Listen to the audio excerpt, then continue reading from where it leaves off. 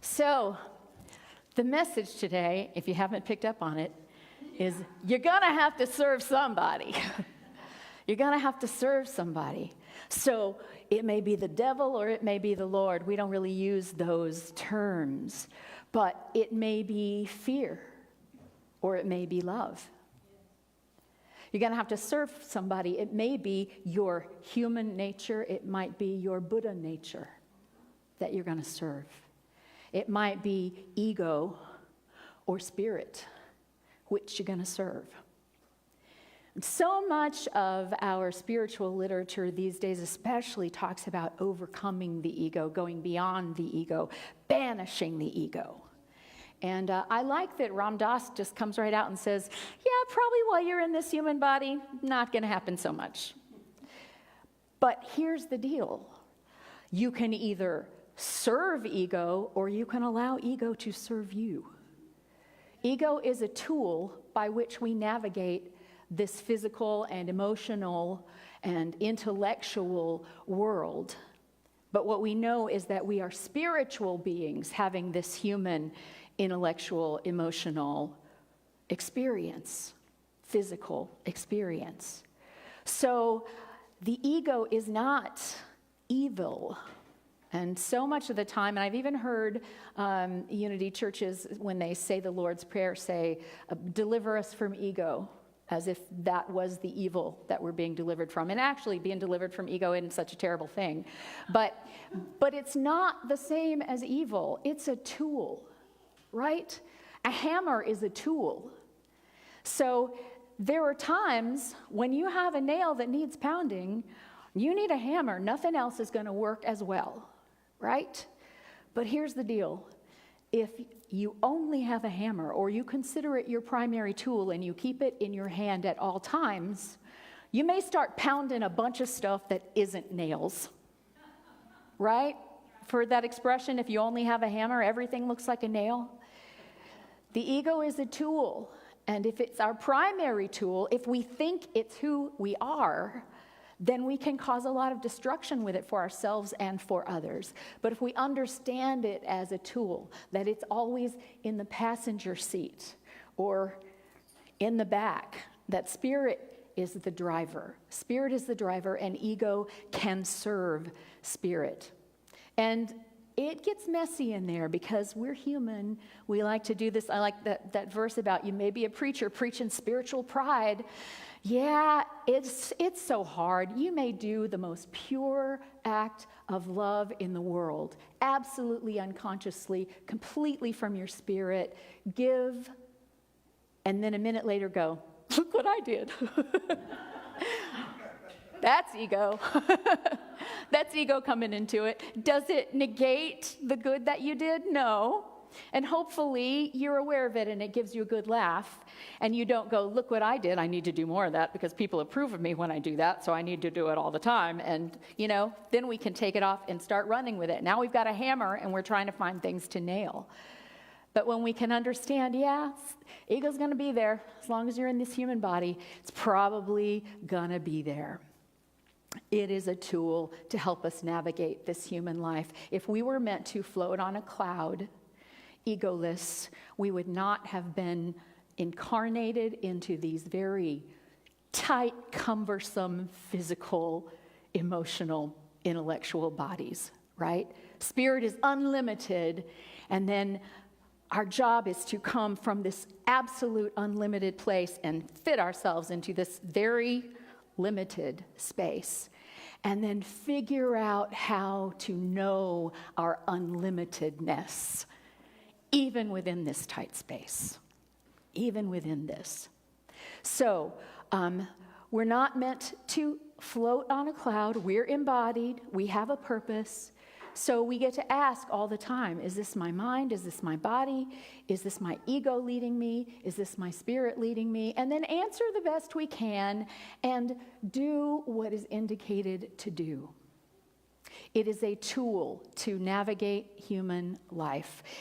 Here's the deal, and Ram Dass spelled it out very, very clearly. Your ego is not a problem until the moment you think that's who you are. The moment you identify with ego, the moment you think that's who I am, then is when it begins to be trouble. There is this ontological I amness, the verb to be. I am this, I am that. And we're not very careful in our language, in English, but really in a lot of other languages as well. We're not very careful with our languages and what we claim as the I am. I am sick, I am broke, I am stupid, I am. What kinds of things are we claiming with our I am? Because that I am is about our existence. It's about to be. I am not my ego. That is phenomenological, right? Ontological is this to be. And phenomenological is the stuff out there, the things I have, right? The things that may be attached to me, but aren't actually me. I like to think about the third, we'll call it mini-me. Call it mini-me. Let that be your ego, right? So we can begin, like I like to say, I am a minister. Well, there's truth in that, but maybe more true is I have a calling to minister. Because minister is actually an action, a verb. It shouldn't be just a title, it's a verb. So I have a calling to minister. I am as I am. I don't even know how to answer that question. Really, I could say I am spirit, but my little human brain doesn't even know what that means exactly. I sort of identify myself more by the things that I'm not sometimes. So we learn, if we can, to be careful of our language and not start claiming I am for the roles that we play in life. I am a mother. I own my motherhood, but I have a child. I have a child. If I didn't have a child, would I no longer be a mother? I don't know. If I'd never had a child, would I not be a mother? Lots of questions. I'm not answering them today. I'm asking you, right? But still, it pays to be careful with our language. And some of the language that I like to really watch out for is I need, I must, I should, right? I need, I must, I should.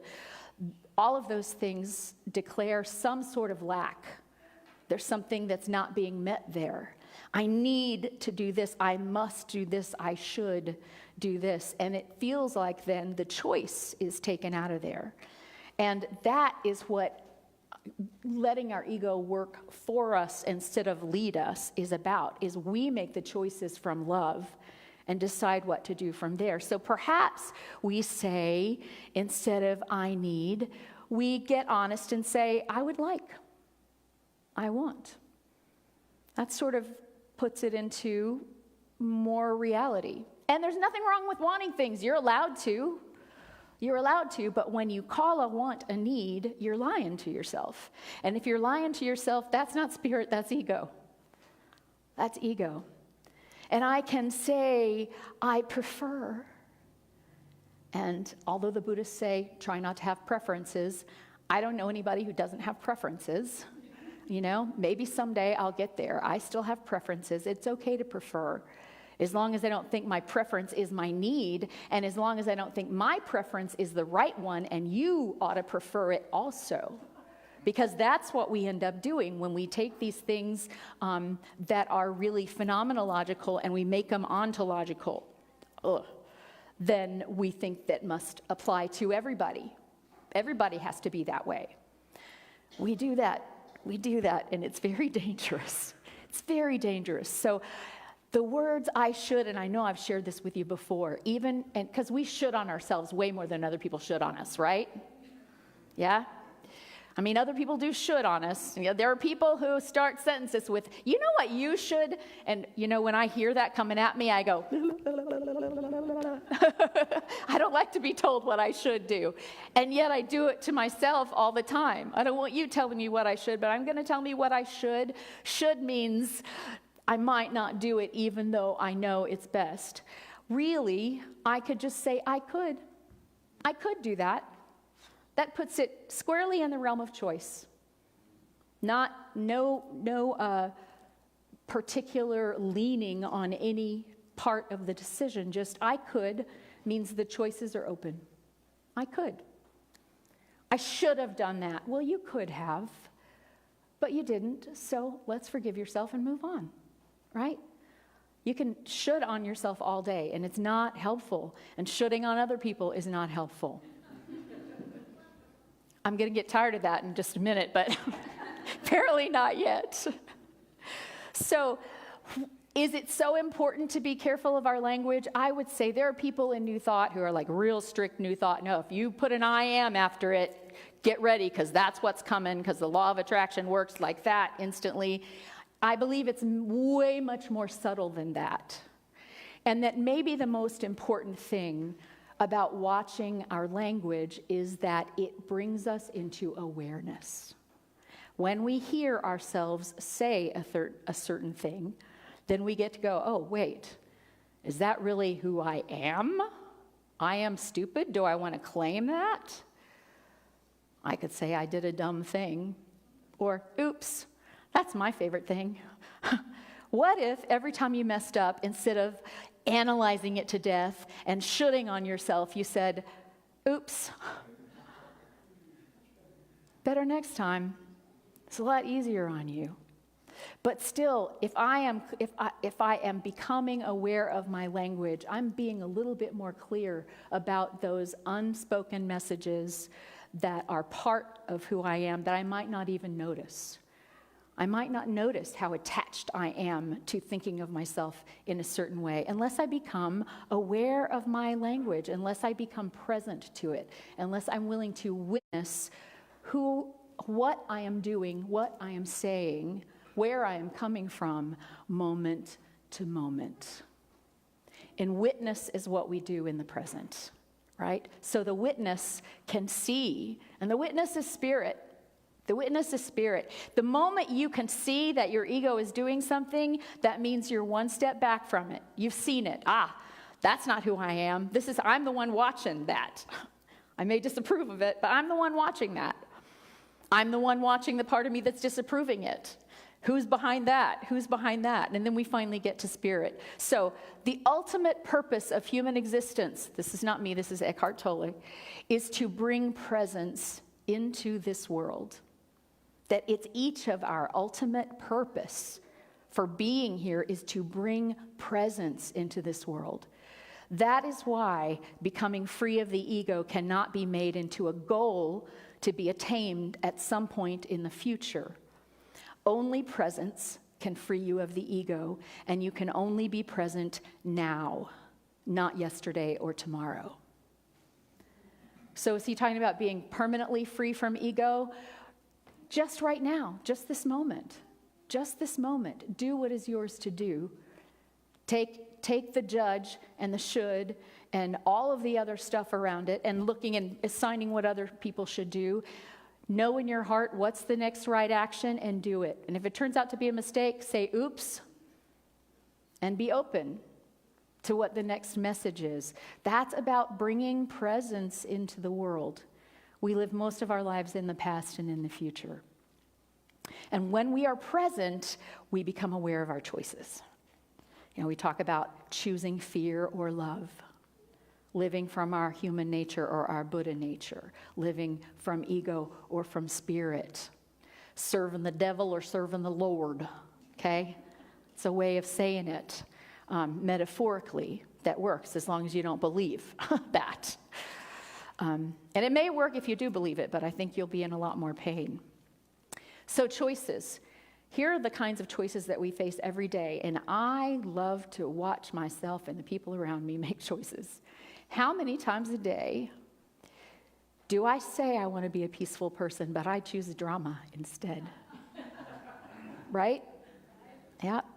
We just went through this whole diagnosis situation over the past year, and these doctors were telling us it wasn't this, but they didn't run the test, and then the guy who ran the test said, oh, actually it is. So I'm like, a year those people were telling us we were wrong. I'm writing letters. I'm going to write a letter to that guy. He will be so impressed that he got a letter from me, right? He doesn't care. He doesn't care. But I watched myself. I saw myself be angry, and I didn't go down. I was just like, yeah, I'm angry, and I'll be angry till I'm not angry anymore. And I see that I'm choosing drama over peace. And then it was a lot easier to get on to peace. I didn't have to stay in the drama. I didn't have to stay in the anger. Another choice is, would you rather be right or would you rather be happy? For years, my answer to that was, when I'm right, I am happy.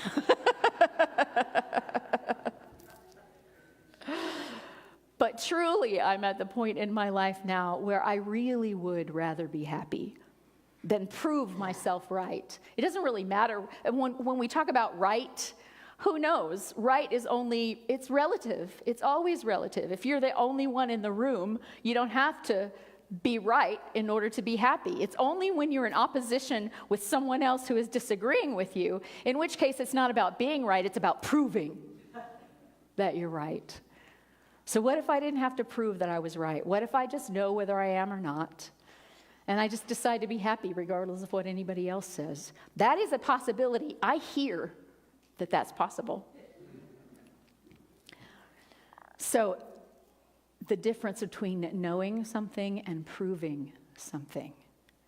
Between knowing something and proving something. I had an experience a couple years ago when I was the music director for the Big Sky Retreat, where I realized that there are times when I'm completely in my element. I'm doing my music, and all I'm doing is communicating from my heart to another person's heart. And I'm not thinking, and it's flowing, and I may wake up and my hair sticking up like this because I'm doing all kinds of things because I'm completely unself-conscious, and that's beautiful. And then there are times when I think I'm in this position, and I need to impress these people so they'll invite me back, and I need to... Okay, then I'm proving who I am instead of being who I am. And when I am proving who I am, whether that's me at the grocery store, me at the doctor's office, me on a stage, me as a preacher, me as a friend, then I am not authentically me. That is ego every time. And when I can just be who I am, when I can just let go of having to prove anything because I know who I am, then I am free. And that, I believe, is the miracle of Jesus the Christ. Is that no matter who he was standing in front of, the richest person, the poorest person, the person with all power, the person with no earthly power, the person who had disappointed him over and over and over again, the person who seemed to show up for him, it didn't matter. He knew who he was, and he was the same to everybody. So that's kind of a way to start witnessing your life and say, do I really change who I am according to who's standing in front of me? Because that is ego. If I know who I am, I get to just be who I am. It's not that easy, but it kind of is. It kind of is. You just have to start paying attention to it. And then there's this difference between connecting and collecting, right? Am I connecting with people on a pure heart basis, or I am collecting consensus of people who approve of me? That's a hard one for a little pleaser child of an alcoholic. I thought collecting was connecting. Thought it was the only way I could connect. Man, it's a lot of work. And it's so much easier to just connect with the hearts that want to connect with me and let go of trying to force anybody to be in relationship with me that doesn't want to. So when we truly notice, when we witness, when we understand that ego is not our identity, then it's not personal. Even the stuff that we do that is ego, we go, that's not personal, that's just my ego. Like Ram Dass says, it's the ego egoing. It's like my eyes are seeing, my ego's egoing. I don't have to beat myself up about that. I just noticed my ego was egoing. Okay, part of being human. But when we can start to see that, when we can start to not take it personally in ourselves, then we can begin to not assign it personally to the motives of other people. We can then start to extend to others that people have value because of who they are, not because of what their ego is doing. Right? That's hard. It's hard enough with just dealing with yourself. Then you start dealing with other people. There is this egoing that's going on all the time. And if I can learn to have compassion for my own ego, oh, there it goes again. There's my ego egoing. Then I am that much closer to having compassion for, oh, that's your ego egoing. I love you anyway. I'm not going to take that personally. I don't need to take that in. That's just ego egoing. Can you do that with another person in your life? Can you do that with a person on the news? Can you do that with a person on the world stage? Well, if you can, yeah, you're getting closer and closer and closer. So we begin to extend the compassion to others because we understand our motivations. We know why our egos get drawn in. You know, I just said, poor little pleaser child of an alcoholic. I know that about myself.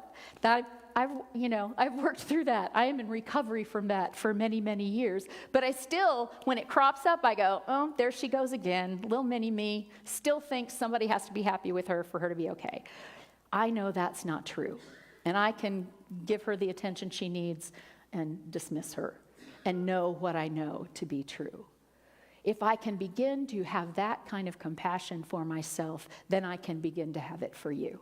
And if I can't have that compassion for myself, I'm probably not going to be able to extend it to you either. I'm going to judge you on your actions, and I'm going to think that's who you are. And if you want to see how that works, get on Facebook. You voted this way. I know everything I need to know about you. I know exactly the kind of person you are because I know about one vote you cast on one day of your life. I know everything. Really? Do we? And have we never done anything in our lives that, were it made public, that we, at the time, might have stood behind, but years later go, oh, I wouldn't want to be defined by that in anybody's mind. I don't want to define myself that way. I don't want other people to define me that way. And even if I never come to a place where I disagree with what I did, still, do we define people by one action? Or do we understand that everybody's spirit, everybody, is limitless, innocent spirit? And everybody has this tool called an ego that some people mistake for who they are, and are using it to bludgeon all kinds of things that weren't meant to be bludgeoned. Once we get there, then we can have compassion for that. We can have compassion. There they go, egoing. It doesn't have to be personal. Why do we get so mad? Because we take it personally. We don't have to. So the skillful use of the tool is when we begin to integrate our individual expressions, integrate our individuation, because mine is different from yours. Like, we're all one, and yet I present uniquely on this planet, as do you, as does everybody. Mind, heart, and body. And by using these three in harmony with one another, I begin to bring a little more sense to my world. So what I want is intelligence, discernment, but with heart. And with the understanding of the failings of being in a human body. I want a heart of devotion, but I want some discernment attached to that heart. So I'm just not devoting willy-nilly to here and there. A body can be vanity without a heart connection and without a mind connection. We need that heart connection, and then our body can be in service instead of a slave. Get the difference? I can be in service to spirit rather than a slave to my ego. So awake to choice. That's the main thing. Wake up, start to recognize, oh, who's in charge here? Is this really the I am, or is this the I have, or I'm acting like, or I am playing a role of? Then you let your actions serve love. To the best of your ability, you say, I'm going to do what serves love. And if you do it, as Ram Dass says, if you're going to do it, stop second guessing it. Give all the love you have to it. Give all the love you have to it. The proof will be in the pudding. It's none of your business once you're engaged in the action, right? Once you're engaged in the action. So you make tea with love or without love. You load the dishwasher with love or without love. There's always that choice present. You meet somebody on the street with love or without love. You stand in line at the DMV with love or without love. You pay your taxes with love or without love, right? And then we become not the actor, but the witness of the action. So again, Ram Dass says, how? Do the best you can and listen, impure as you know your listening is. Decide and then do. And then don't second guess. Be present with the action. The Tao says it a different way. By letting it go, it all gets done. The world is won by those who let it go. But when you try and try, the world is then beyond the winning. Thank you.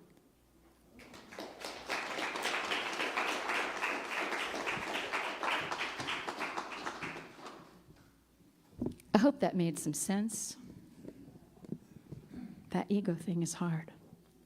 So I'm just going to sing us into our meditation, because the words to this song really kind of wrap it up.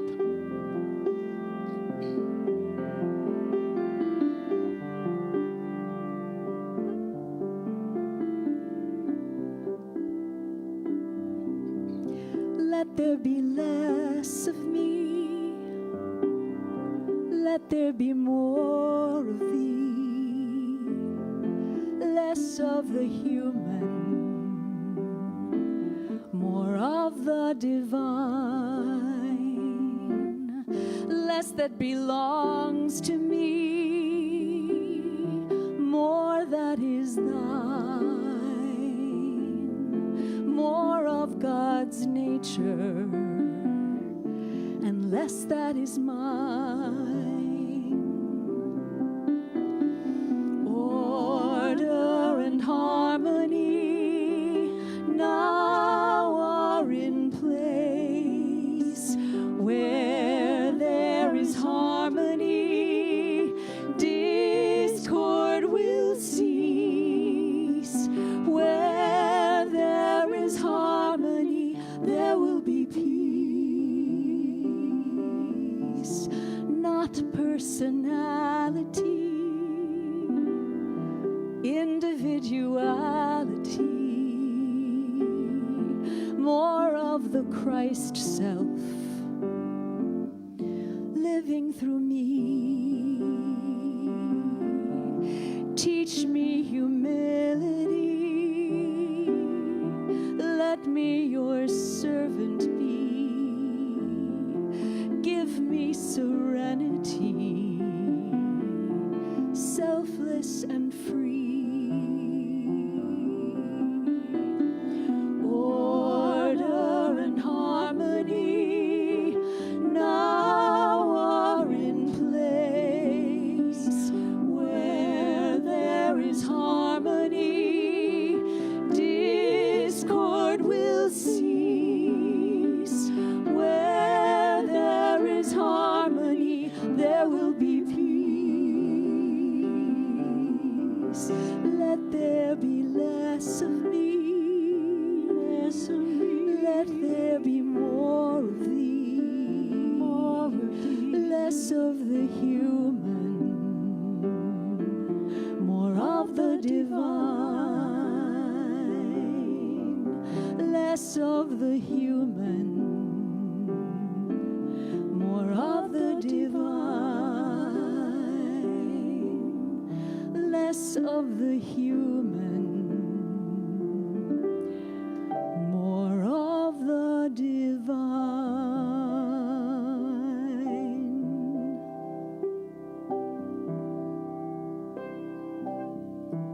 And so, on this this moment of just relaxing into the physical space that you occupy. Let's take a moment to know that this body is something I have, not something I am.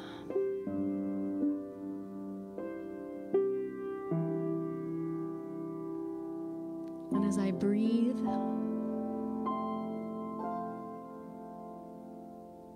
know that I take in breath and I release it. It does not belong to me and yet is given to me in each moment as I need it.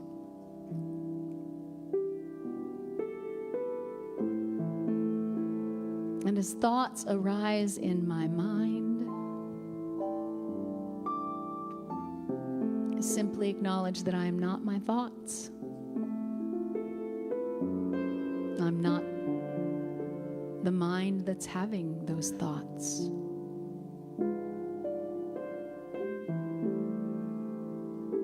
I'm the one watching the thoughts arise.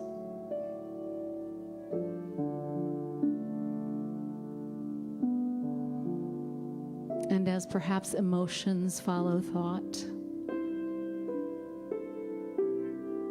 it's a beautiful part of being human. Let it happen. But just know I am not those emotions. I am the one watching the emotions rise and fall away.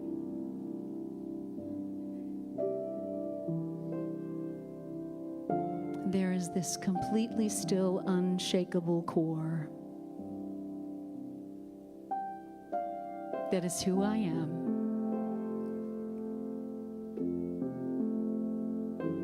That is in truth the same core that is the truth of everyone who has ever lived or ever will live. The same core of truth of every embodiment on this planet, the planet itself.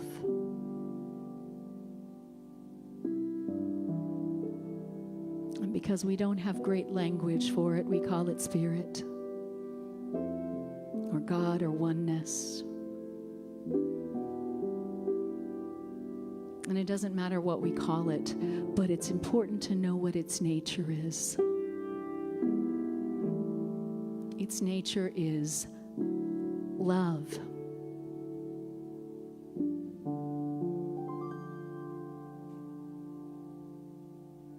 And so we are safe in claiming that.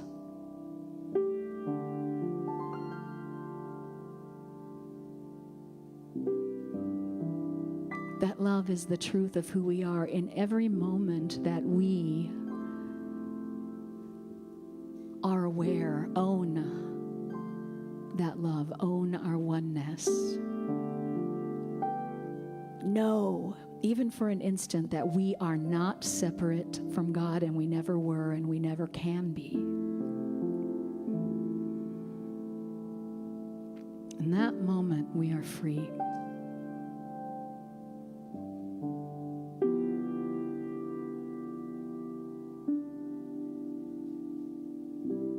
And we may forget in the next moment, but that's okay. That's our practice. If we never forgot, we'd never have to practice remembering.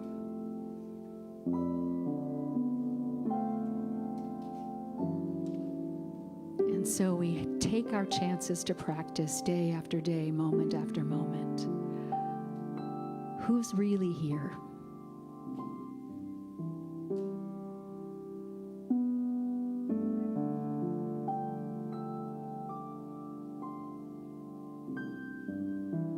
Who am I in this moment? Not the past, not the future, but right now.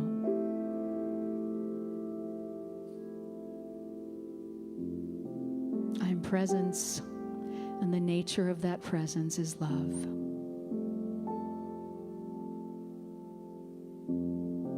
And the beauty is there's nothing I need to do about that. Once I understand it, right action follows. Follows an oxen.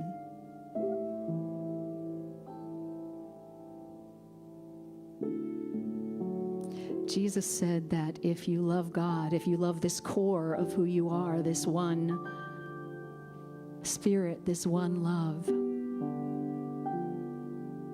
and you love that one love in each other, that's your neighbor, then all the rest will fall into place. You don't have to think about any of the rules and regulations. You don't have to figure out a million different decisions. Once you get this one down, deciding from moment to moment, who am I? I am love. What will I serve?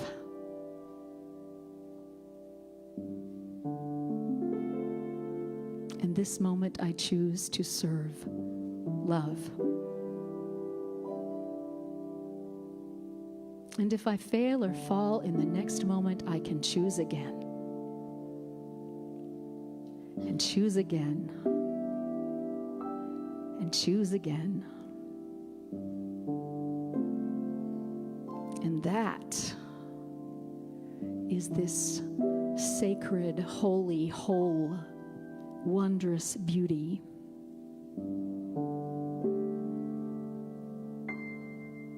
of being an embodied human on this earth right now. Is that choice exists in every moment. I will never run out of chances.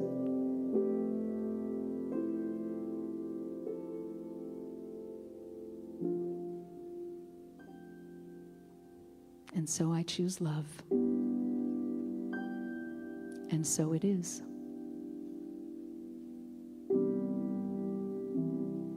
Amen.